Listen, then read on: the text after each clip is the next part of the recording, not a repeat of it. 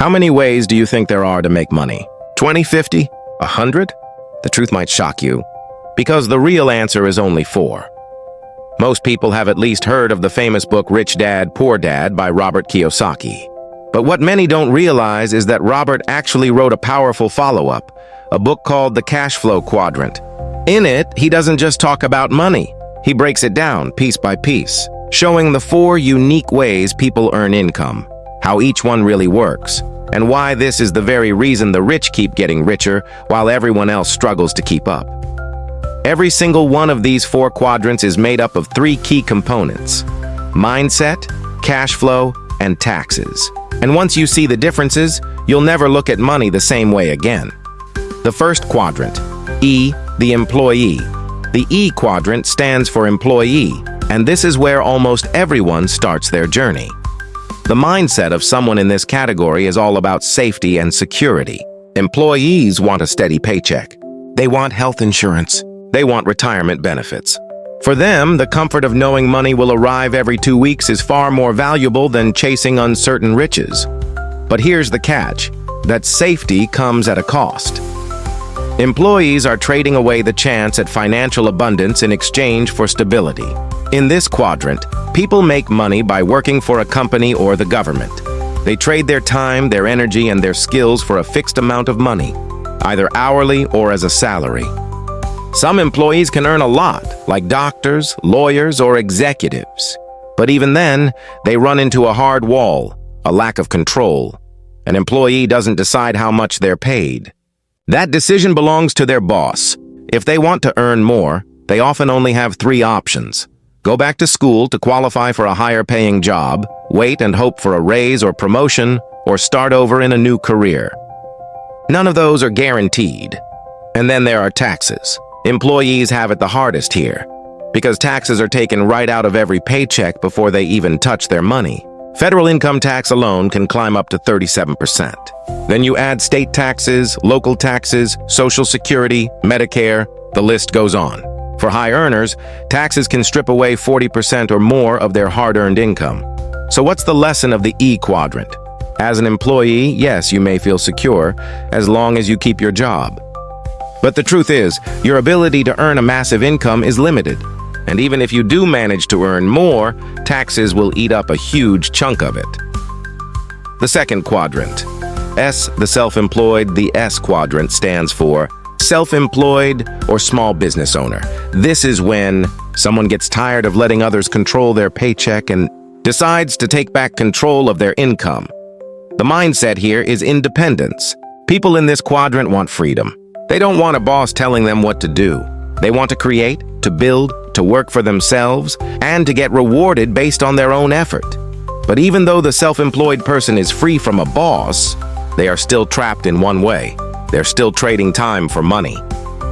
The difference is, instead of trading it for a fixed paycheck, they trade it for profits. The risk is higher. In the E quadrant, you're guaranteed a paycheck. Here, there are no guarantees. Your income depends entirely on your ability to sell your product or service, and to deliver on your promises. For some, this means they earn about the same as a salaried worker. For others, it means they can make more in 1 month than an employee earns in a year. The potential is bigger, but so are the risks. Taxes are also a little different in this quadrant. The good news? Self-employed people can write off work expenses and lower their tax bill. The bad news? They have to pay more for things like Social Security and Medicare. Why? Because when you're an employee, your employer pays half of those taxes for you.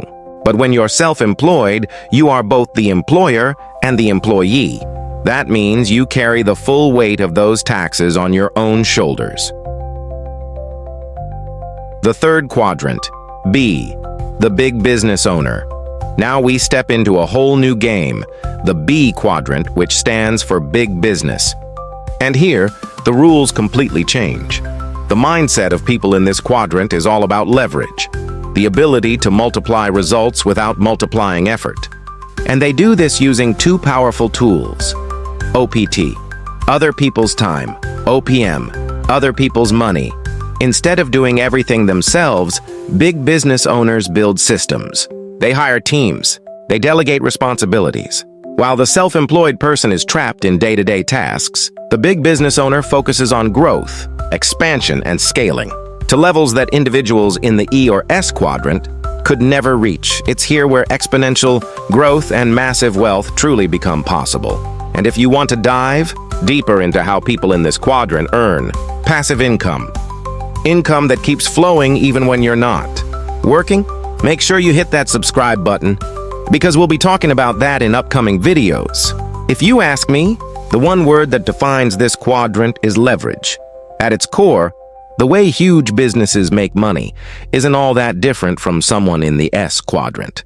They still have to sell a product or a service, and they still have to keep their promises to customers.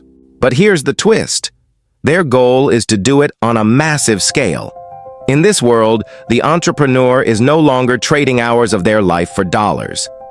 No, their time is spent building a machine, a system that takes the energy, time, and resources of other people and organizes it so perfectly that it creates a river of cash flow for the company and for its investors. And the most shocking part? Once this system works on its own, the business transforms into something far more powerful, a cash-flowing asset. That's why so many business owners, once their companies reach this level, make bold moves. Some step aside and hire someone else to run it for them. Others take it public and sell shares to hungry investors. And some sell the whole thing for fortunes. Why? Because a business that generates reliable revenue, even without its founder, is like gold in the eyes of the world's richest investors.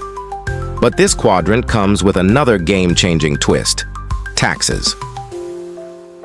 In the B quadrant, taxes don't work the same way as in the previous categories. Corporations face a maximum tax rate of only 21%, and smart owners rarely pay themselves through a big salary. Instead, they pay themselves mostly in dividends. Why? Because dividends are taxed at only 20%, while salaries can be taxed up to a crushing 37%.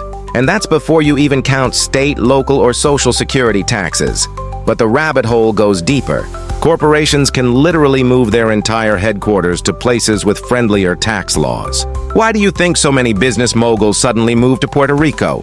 Sure, the beaches are nice, but the real treasure is the 4% corporate tax rate and the fact that Puerto Rico doesn't charge income tax, dividend tax, or capital gains tax. And then there's the way debt works. For most people, debt is a burden, a weight. But for corporations, debt can act like an asset. They can borrow huge sums to expand their companies far beyond what their actual profits allow. And in doing so, they shrink their taxable income, sometimes even reporting a loss that can be carried forward to reduce future taxes. It doesn't stop there. Companies can roll one loan into another, endlessly delaying repayment. They can live off a chain of debt without ever really paying it down. Add in massive write-offs and hidden tax credits, and you start to see just how much power this quadrant gives. Some business moves are so wild, they almost sound like fiction. Take Donald Trump, for example. After his first wife passed away, he buried her on one of his golf courses. At first, that choice seems strange, but under New Jersey law, land used as a cemetery is exempt from all taxes. That single move turned his golf course into a cemetery, instantly wiping out property taxes, income taxes, and sales taxes, all in one stroke. Dark? Maybe. Brilliant? Absolutely. And then, beyond this quadrant, lies the I quadrant. I stands for investor. And this is where money transforms into lasting wealth. The beauty of the I quadrant is that anyone, no matter where they are, whether they're an employee, self-employed, or running a business, can step into it. But there's one price of admission: capital. You need money to play this game. Some people save up from their jobs and start investing. Others find creative ways to pool resources or partner with someone who already has the capital. However they do it, once they step into this quadrant, the game changes forever. Robert Kiyosaki calls the I quadrant a playground for the rich. It's not just about putting money into something. It's about learning how to invest wisely, how to grow that money, and eventually, how to double it again and again. And that skill, learning how to multiply your money, is the true secret to becoming wealthy, which is exactly what I'm going to show you how to do in the next video. So click over and let's begin.